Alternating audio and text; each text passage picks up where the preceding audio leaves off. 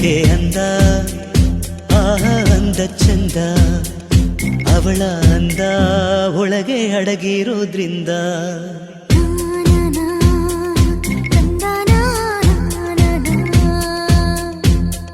ಸೀರೆಯಲ್ಲಿ ಹೆಣ್ಣು ಬೆಣ್ಣೆ ಬೆಣ್ಣೆಯಂತೆ ಕರಗಿ ಹೋಗೋ ಆ ಹೃದಯದಂತೆ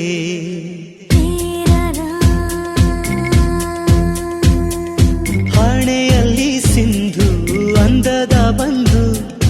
ಕಣ್ಣಲ್ಲಿ ಕಾಡಿಗೆ ರುಚಿಯಾದ ಅಡಿಗೆ ತಿಂದು ದೇಗೋ ಹೃದಯಕ್ಕೆ ಹೆಣ್ಣಿನ ಅಂದವೇ ಮದುವೆಯ ಭೋಜನವಂತೆ ಮದುವೆಯ ಭೋಜನವಂತೆ ಹೆಣ್ಣಿಗೆ ಸೀರೆ ಯಾಕೆ ಅಂದ